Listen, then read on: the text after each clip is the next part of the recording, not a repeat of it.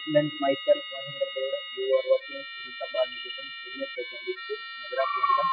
तो आज हम बात करने वाले हैं कक्षा 7 के चैप्टर नंबर 1, जिसकी कुछ पार्ट हमने पढ़ लिए हैं। आगे वाले पार्ट हम आज पढ़ने वाले हैं। इसमें सबसे पहले हम ये जानते हैं चैप्टर का नाम क्या है, पार्ट फॉर्म में पोषण यानी कि न्यूट्रिशन इन प्लांट। तो भाई पार्ट फॉर्म में खाना किस प्रकार बनता है, वो खाना किस प्रकार ग्रहण करते हैं। जिस प्रकार भाई हम मनुष्य की बात करते हैं, तो मनुष्य किस प्रकार खाना खाना करता है, भोजन कैसे पचाता है, शरीर के अंदर किस प्रकार प्राप्त करता है, उसी प्रकार हम किसकी बात करेंगे।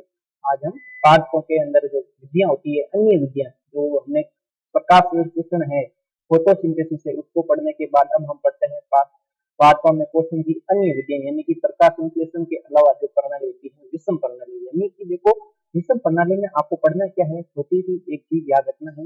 यानी कि इसमें क्या होता है, जो पादप होते हैं किसी दूसरे के भरोसे निर्भर रहते हैं। यानी कि जैसे हमने पहले पढ़ा था कि जो पादप होते हैं, अधिकांश पादप अपना भोजन स्वयं बनाते हैं, यानी कि स्वपोषी होते हैं।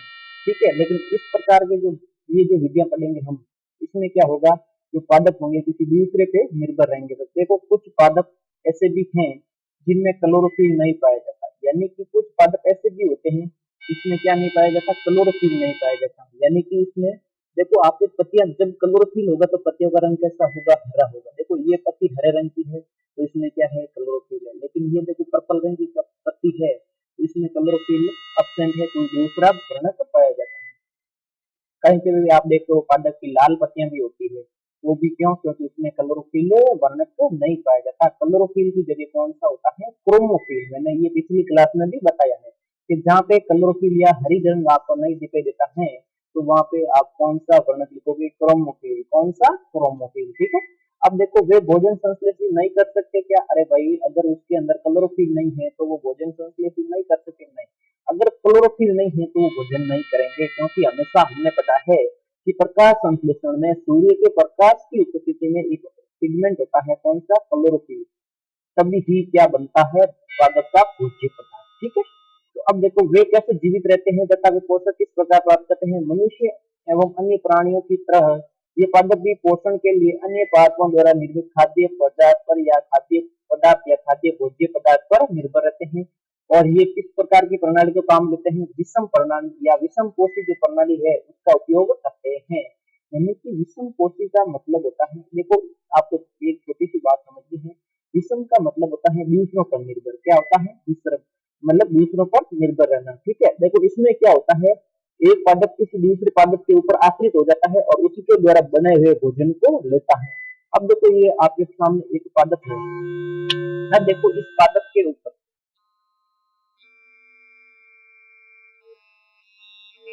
अब देखो इस पादप के ऊपर ये जो एक हरे रंग का पेड़ है, इसके ऊपर देखो पीले रंग के अन्य दूसरा पादप के कोई भाग है। ठीक है, अब ये क्या होती है, विषम पोषी। यानी कि अब ये इसके ऊपर लग जाता है पत्तियों के ऊपर, और इन पत्तियों का जो भोज्य पदार्थ होता है उसको चूस चूस कर ये जो पीले रंग की दिखाई दे रही है जाली के समान, ये अपना क्या कर लेती है, भोजन बना लेती है। यानी कि ये जो पत्तियों के ऊपर जो जालनुमा है ये भी एक पादप का भाग है। तो दूसरा पादप है जो किसी एक हरे रंग के पादप के ऊपर लग गया, जिसके कारण उस पत्तियों जो इस पौधे द्वारा जो हरी रंग की जो पत्तियां होती हैं ये भोजन बनाती है। तो उसी भोजन को ये तो पीले रंग की जो दिखाई दे रही है ना, ये इसको ले लेती है। ठीक है, आगे देखते हैं चित्र 1.5 को ध्यान से देखिए। क्या आपको एक वृक्ष के तने एवं शाखाओं में लिपटी रस्सी नुमा पीले रंग की संरचना दिखाई देती है क्या, भाई हाँ, हमने अभी बात की है कि भाई जो पीले रंग की जो संरचना होती है वो क्या होती है, विषम पोषी होते हैं। जैसे ये अमरबेल का पादप है, किसका पादप है, अमरबेल। यानी कि आपको सबसे पहले याद रखना है, सबसे अच्छा उदाहरण है विषम पोषी प्रणाली का अमरबेल। अमरबेल में क्या होता है कि भाई अमरबेल का जो पादप होता है ना, वो किसी दूसरे पादप पर आश्रित रहता है। यानी कि इसको खुद को भोजन बनाने की आवश्यकता नहीं होती, ये किसी दूसरे पादप के घर पे चला जाता है और उसके ऊपर क्या चिपक जाता है और अपना क्या कर लेता है, भोजन बना लेता है। यानी कि दूसरों के बनाए हुए भोजन को लेता है। यानी कि ये अमरबेल है आपके जो कैसा काम कर रही है, जैसे पुराने जमाने में डाकू होते हैं चोर लुटेरे, वो क्या करते थे, दूसरों के जो जो कमाया हुआ धन या अनाज होता था उसको लूट लेते थे और अपना भोजन प्राप्त करते थे। इसी प्रकार ये क्या करती है अमरबेल, दूसरा यानी कि इस पेड़ के द्वारा जो भोजन बनाया होता है अपनी पत्तियों के लिए, लेकिन इसकी क्या कर लेती है, इसके ऊपर आक्रमण कर लेती है और अपना जाल फैला देती है और इसको हिलने भी नहीं देती। इससे भोजन क्या कर लेती है, अपने पास ले लेती है। कौन, अमरबेल। ठीक है, इसमें क्लोरोफिल नहीं होता। देखो अब ये पीले रंग की कौन सा वर्णक है, क्रोमोफिल है, यानी कि इसके अंदर क्या नहीं है, क्लोरोफिल अनुपस्थित है। और क्लोरोफिल अनुपस्थित है तो ये भोजन अपना किस प्रकार बनाएगी, विषम पोषित प्रणाली के माध्यम से। ठीक है, ये अपना भोजन उस पादप से प्राप्त करते हैं जिस पर ये आरोहित होते हैं। किसी देखो यहाँ पे पढ़ना है कि भाई आरोहित यानी कि दूसरे पादप के ऊपर अध्यारोपित होते हैं, यानी कि उस पर उपस्थित होते हैं और उस पर क्या करते हैं, हरे रंग के पादप पर आक्रमण करते हैं और अपना क्या कर लेते हैं, अपना साम्राज्य फैला लेते हैं। देखो भाई इसके पेड़ के ऊपर किस प्रकार साम्राज्य फैला रखा है इस पीले रंग के अमर बेल ने। और इस पीले रंग की जो बेल होती है इस हरे रंग के पादप को ढक लेती है और इस पर क्या करती है, इस हरे रंग के पादप पर शोषण करती है। क्या करती है, शोषण।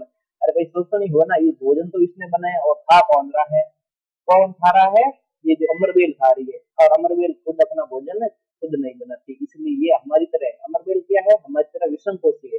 अरे भाई हम भी क्या है, विषम पोषी, क्योंकि हम भी किसी दूसरों के बनाए हुए भोजन पर आश्रित रहते हैं, निर्भर रहते हैं। जिस पर ये आरोहित होती है वो पादप पर पोषी कहलाता है, यानी कि जिस पर ये आरोहित होती है वो पादप क्या कहलाता है, परपोषी कहलाता है। ठीक है, अब ये पादप कैसा हो गया, परपोषी हो गया, क्योंकि अमरबेल जैसा पादप परपोषी का अमूल्य पोषण से वंचित करते हैं, अतः इन्हें परजीवी कहते हैं। क्या कहते हैं, परजीवी, यानी कि अब ये परपोषी है।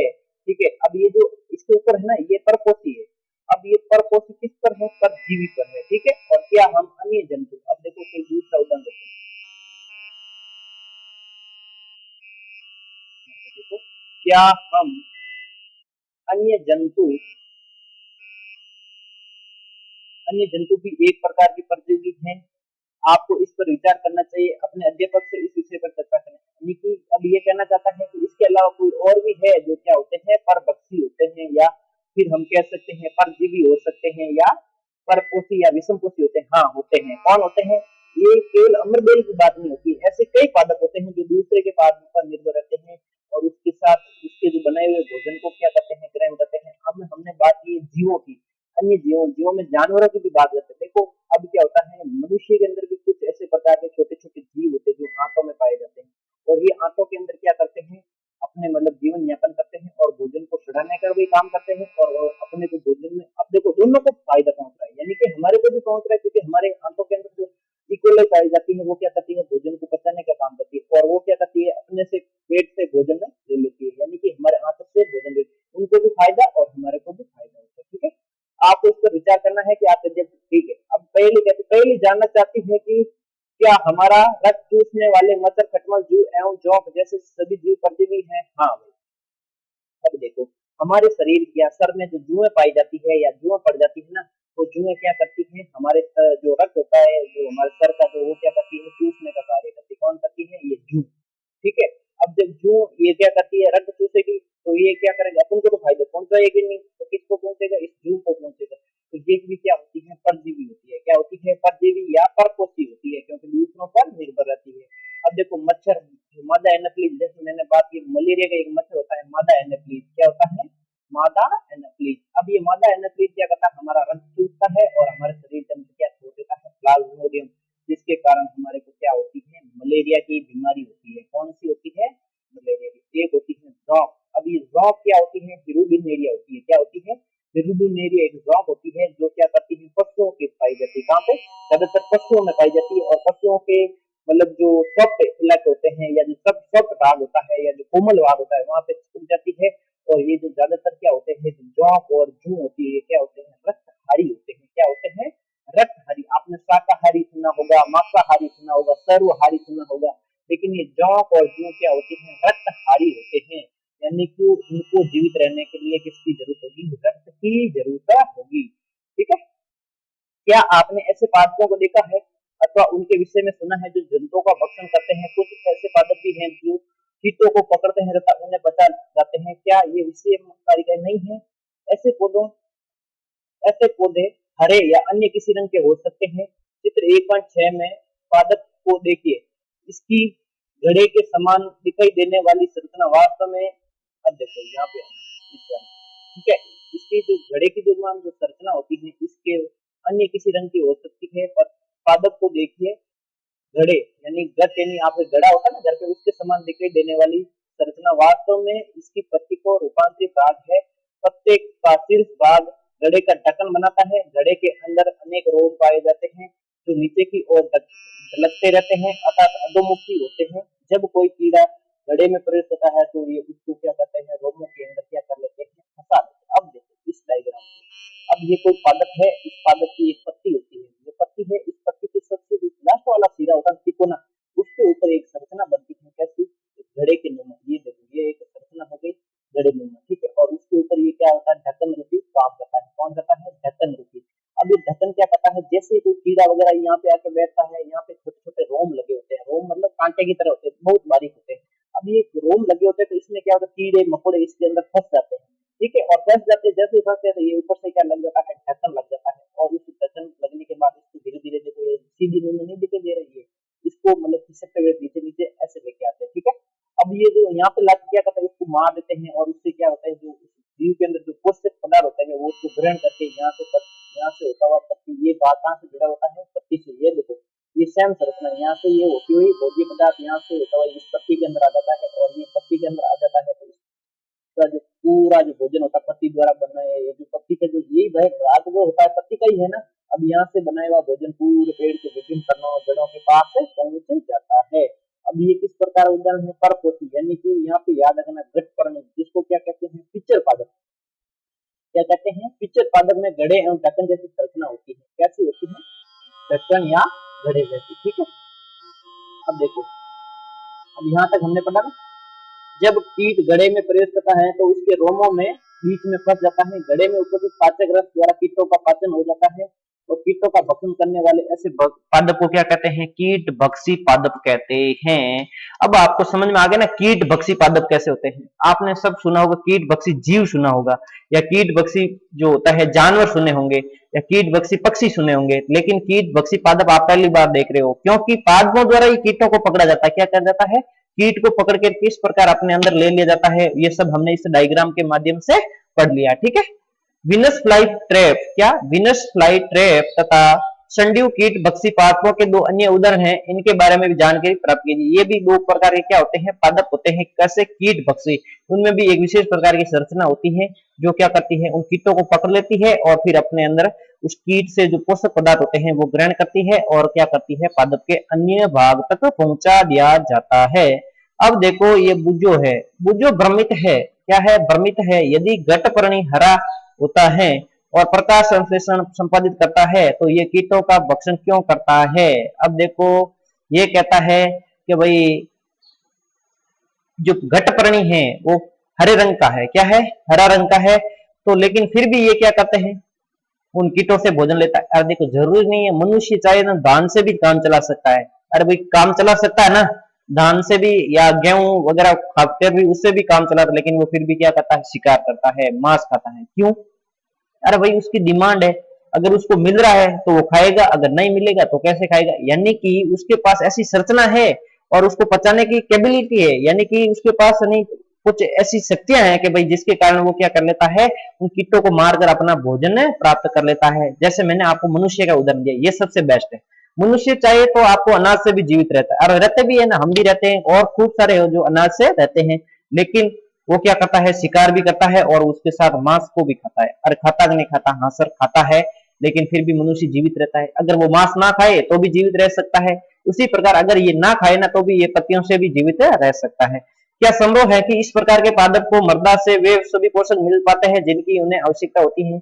अरे भाई इन सबको पादपों को वह पोषक तत्व मिल पाता है जो मृदा से मिल पाती है, क्योंकि देखो कीटों में भी और सारे पोषक तत्व होते हैं। क्या होते हैं, कुछ पादपों में क्या होता है, जड़ों से कुछ पोषक तत्व नहीं मिलता, तो ये इन पर विशेष प्रकार की संरचना बना लेते हैं और क्या करते हैं, उन कीटों को पकड़कर, और कीटों के अंदर क्या होते हैं, विशेष प्रकार के पोषक तत्व होते हैं, ठीक है। अब देखो 1.4 आते हैं मृतजीवी। क्या होते हैं, मृतजीवी। आपने बाजार में छत्रक यानी कि जो छत्रेनुमा जो संरचना होती है वो क्या होती है, मशरूम बिकते देखे होंगे। यानी कि आप बाजार में जाते हो तो आपको बाजार में क्या मिलते हैं, मशरूम मिलते हैं। क्या मिलते हैं, मशरूम, और उनकी जो संरचना होती है कुछ इस प्रकार की होती है, ये देख लो।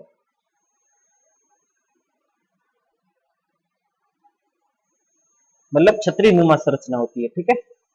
और अपन की जो रेगिस्तान में बोलते हैं ना कुंभी, क्या बोलते हैं उसको, कुंभी, वो भी एक क्या है आपका मृतजीवी, ठीक है।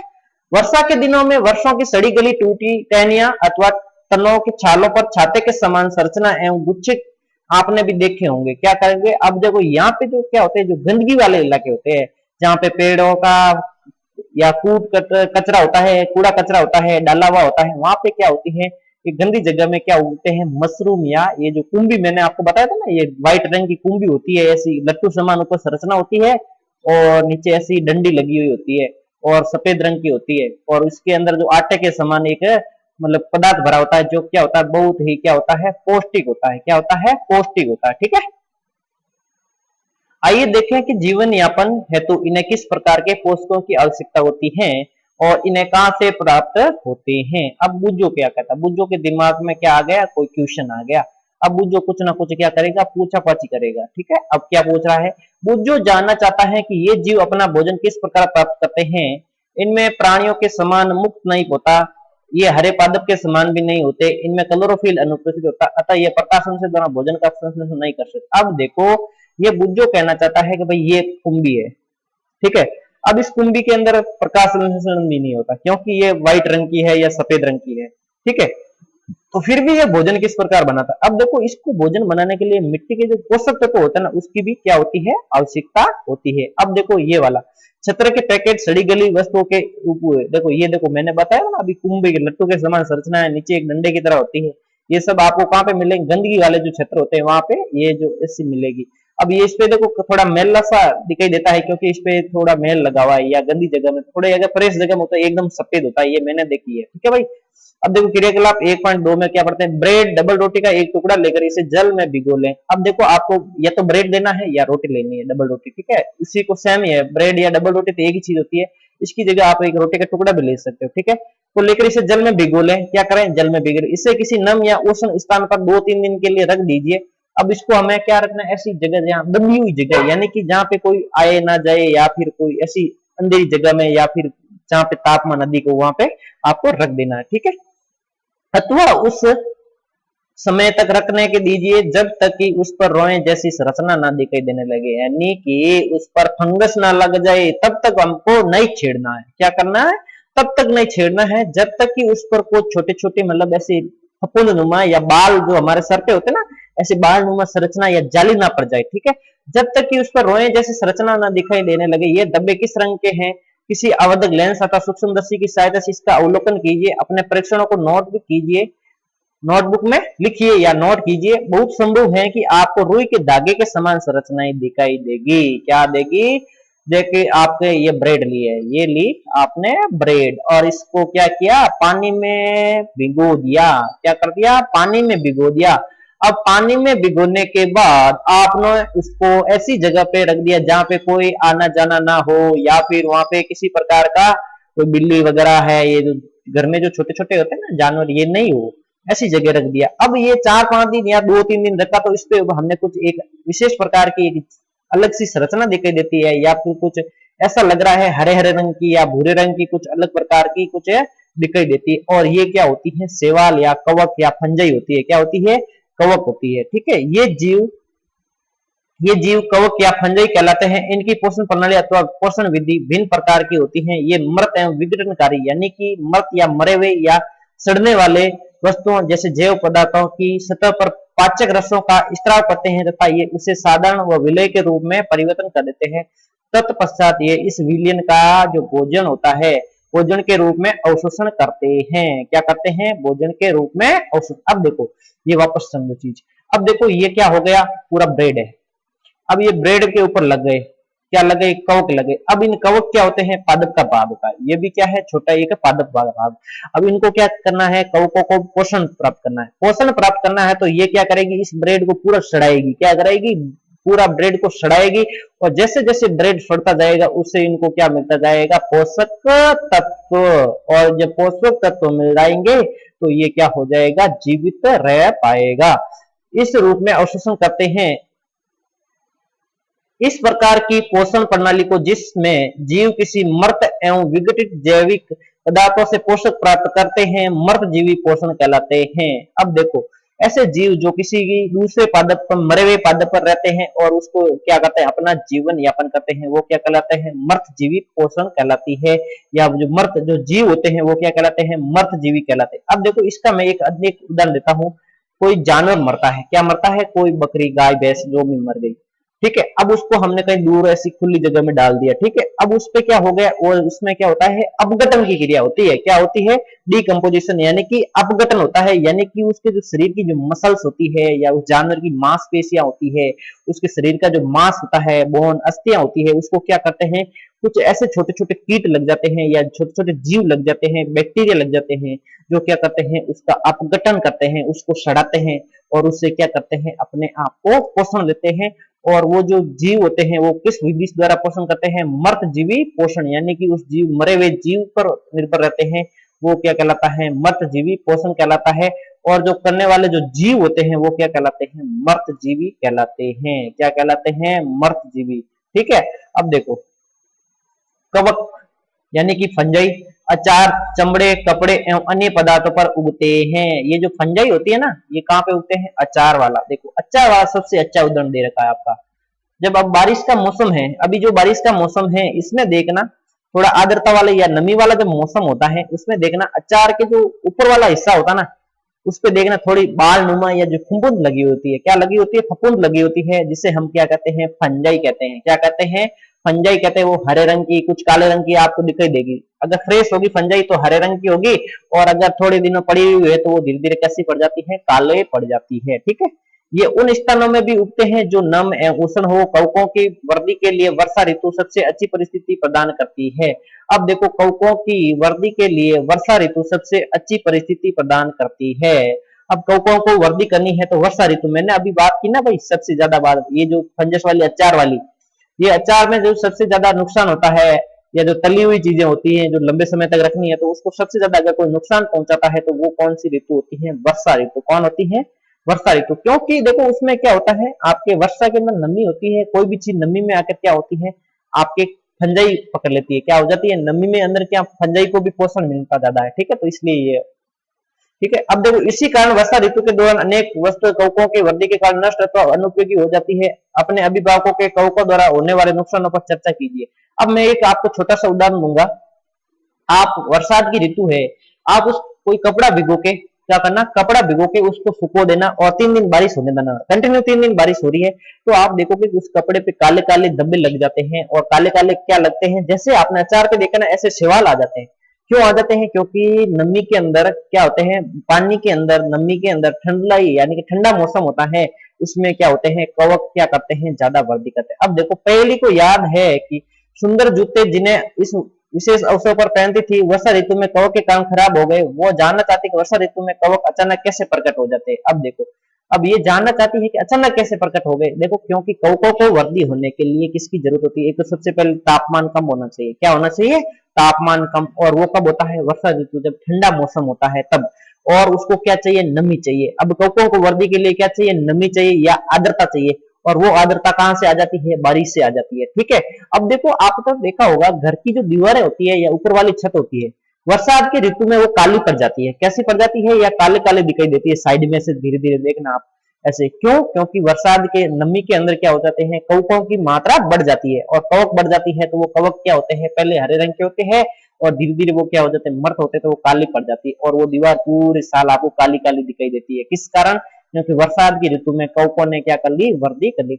अब देखो, सामान्यतः कवकों के बीजाणु वायु में उपस्थित होते हैं, और जब वे किसी ऐसे जैव पदार्थ अथवा उत्पाद पर बैठते हैं जो नम अथवा उष्ण हो जाते हैं, तो वो अंकुरित होकर नए कवक को जन्म देते हैं। अब देखो, कवक भी क्या होता है, एक जीवित होता है। क्या होता है, लिविंग सेल है, यानी कि सजीव है। किसमें आता है, सजीव के अंदर आता है।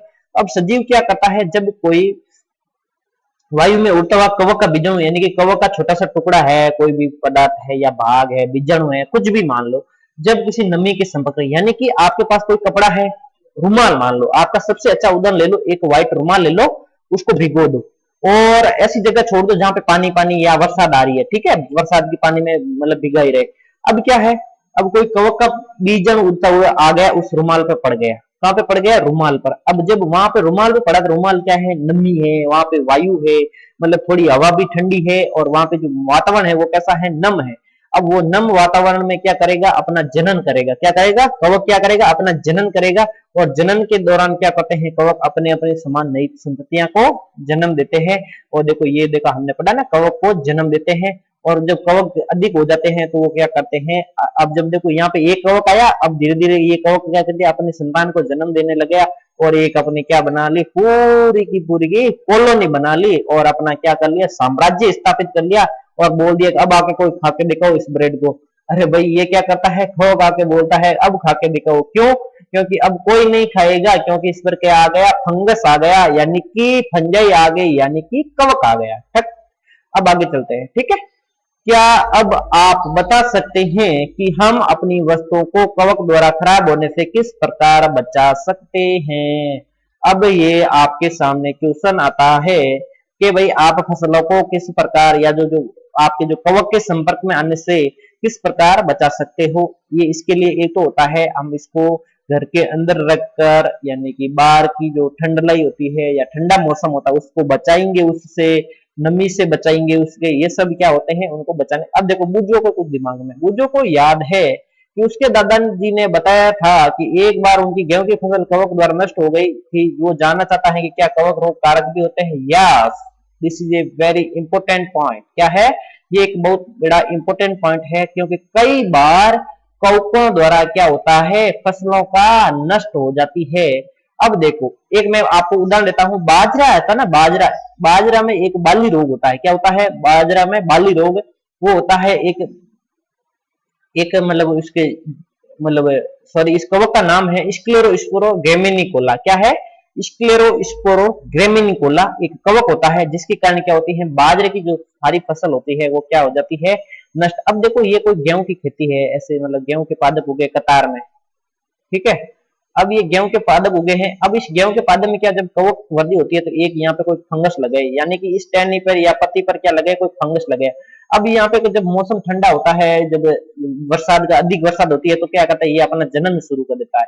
अब जब जनन शुरू करेगा तो ये धीरे धीरे अपनी कॉलोनी बढ़ा लेगा और पूरे पादप को क्या कर देता है, नष्ट कर देता है। और जब पादप पर इनका आक्रमण हो जाता है, ज्यादा बढ़ जाती है, तो ये क्या हो जाते हैं, नष्ट हो जाते हैं। पहले ने बताया कि यीस्ट, यीस्ट, ठीक है। अब ये वही यीस्ट है जिसके द्वारा क्या बनाई जाती है, शराब बनाई जाती है। क्या बनाई जाती है, शराब बनाई जाती है। और यीस्ट के द्वारा जाइमेज एंजाइम, क्या, जाइमेज एंजाइम की उपस्थिति में शराब का निर्माण होता है। और ये यीस्ट होती है डबल रोटी बनाने में काम आती है। आपके जो ब्रेड होता है ना, उसमें भी आपके क्या होते हैं, जीवन एवं सत्रक जैसे अनेक कवक उपयोगी होते हैं, परंतु कुछ कवक पादपों, जंतुओं एवं मनुष्य में भी रोग उत्पन्न करते हैं। कुछ कवकों का उपयोग औषधि के रूप में भी होता है। अब देखो सारे कवक है ना नुकसानदायक नहीं होते हैं। क्या होते हैं, सारे कवक नुकसानदायक नहीं होते हैं, वो कुछ ना कुछ चीजें आपके लिए जरूर बनाए रखते हैं। क्योंकि कुछ कवक आपके शरीर के लिए लाभदायक होते हैं, कुछ होते हैं आपके हार्मफुल यानी कि हानिकारक होते हैं, और कुछ ऐसे होते हैं जो आपके औषधि के रूप में यानी कि मेडिसिन के रूप में काम आते हैं। ठीक है, अब देखो कुछ जीव एक दूसरे के साथ रहते हैं। क्या करते हैं, कुछ जीव एक दूसरे के साथ रहते हैं तथा अपना आवास एवं पोषक तत्व एक दूसरे के साथ बांटते हैं। उन्हें क्या कहते हैं, सजीवी कहते हैं। क्या कहते हैं, सजीवी संबंध। यहाँ पे आपको अंडरलाइन करना है, ये चीज आपको याद रखनी है। इसमें क्या होता है, एक जीव दूसरे जीव के साथ अपनी चीजों को क्या करता है, साझा करता है। यानी कि मैं मेरे दोस्त के साथ या आप अपने दोस्त के साथ क्या कर रहे हो, कुछ साझा कर रहे हो। यानी कि आपको कुछ चीज लेके आए, आप घर से क्या लेके आए, नमकीन लेके आए, और आपका दोस्त क्या लेके आया घर से, मतलब कुछ नमकीन बिस्किट लेके आया। तो आपके दोस्त ने आपको 2 बिस्किट दिए और आपके दोस्त ने आपको उसको नमकीन सर्व की। तो आप दोनों ने आपस में मिलजुल के क्या कर लिया, खाना खा लिया, और आप दोनों खुश हो गए। मैंने बिस्किट खाया और नमकीन खाई, दोनों ने क्या किया, मैंने भी बिस्किट खाया और नमकीन खाई। तो आप क्या हो जाते, दोनों खुश हो जाते। उसी प्रकार क्या होते हैं, कुछ ऐसे कवक होते हैं जो पेड़ के ऊपर लग जाते हैं और उनसे क्या करते हैं, अपना भोजन लेते हैं और पेड़ को उसके बदले में कुछ अन्य चीजें भी देते हैं। अब देखो जैसे मैं एक बात करता हूँ, कुछ दाल वाले पादप होते हैं ना, जो दाल जिससे दालें प्राप्त होती हैं, उनकी जड़ों के अंदर एक बैक्टीरिया पाया जाता है, लेग्युमिनेसी, सॉरी लेग्युमिनेसी जो कुल के पादप होते हैं उसके अंदर एक बैक्टीरिया पाया जाता है जिसका नाम है राइजोबियम। क्या होता है, राइजोबियम। ये क्या करता है, वायुमंडल में उपस्थित नाइट्रोजन को नाइट्रेट में बदलने का कार्य करता है। ठीक है, ये भी पढ़ेंगे हम। ठीक है, उदाहरण, कुछ कवक वृक्ष की जड़ों में रहते हैं, वृक्ष कवक को पोषण प्रदान करते हैं, बदले में उन्हें जल एवं पोषक के अवशोषण में सहायता मिलती है। वृक्ष के लिए इस संबंध को विशेष महत्व है।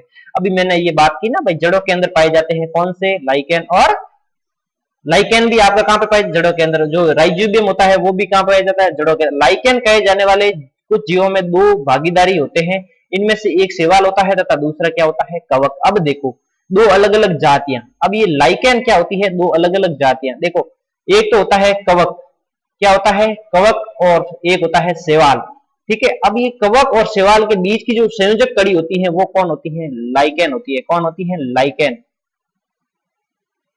अब ये कैसी होती है संयोजक, यानी कि अब देखो कैसे होती है। देखो लाइकेन कहे जाने वाले कुछ जीवों में दो भागीदार होते हैं, इनमें से एक शैवाल होता है। कौन होता है, एक तो शैवाल होता है तो दूसरा क्या होता है, कवक होता है। यानी कि दो चीजें भाग लेगी, एक तो शैवाल होगा और दूसरा क्या होगा, कवक होगा।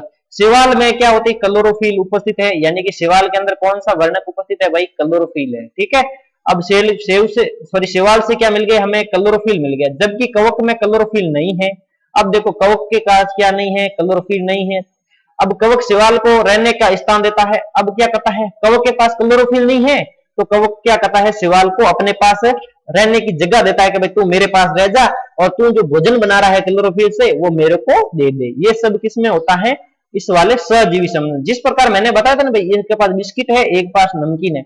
अब चल भाई मैं तेरे को बिस्किट देता हूं, तू मेरे को नमकीन दे दे, आधी आधी 50-50 कर लेंगे, तो हम दोनों के पास क्या हो जाएगी, दो चीजें हो जाएगी, यानी कि नमकीन और बिस्किट दोनों खाए हुए मिलेंगे हमको, ठीक है। कवक शैवाल को स्थान रहने का आवास, जल एवं पोषक तत्वों को उपलब्ध कराते तथा बदले में शैवाल प्रकाश संश्लेषण द्वारा खाद्य पदार्थों को कवक को देता है। यानी कि शैवाल के पास क्लोरोफिल है, क्या है, क्लोरोफिल। तो ये क्या करेगा, भोजन बनाएगा। अब ये भोजन बनाएगा तो अब ये भोजन किसको देगा, कवक को देगा। किसको देगा, कवक को। और कवक क्या करता है, जो इनके जो जल और पोषक तत्व होता है वो किसको देंगे, वापस शैवाल को देंगे। तो यानी कि आटा साटा बोलते हैं, क्या बोलते हैं इसको, हम ऐसे बोलते हैं ना, आटा साटा। यानी कि तू दे मैं लूं, तू दे मैं लूं, मैं दूं तू ले, तू दे मैं लूं, मैं दूं तू ले। ये वाला आपका प्रोसेस चलता रहता है, ठीक है। मर्दा में आगे देखो, मर्दा में पोषकों की जो पुनः पूर्ति होती है किस प्रकार होती है, इसको हम कब पढ़ेंगे, कल पढ़ेंगे। आज की क्लास हम यहीं पे समाप्त करते हैं और साथ में पढ़ते रहेगा। थैंक्स माई वॉचिंग क्लास।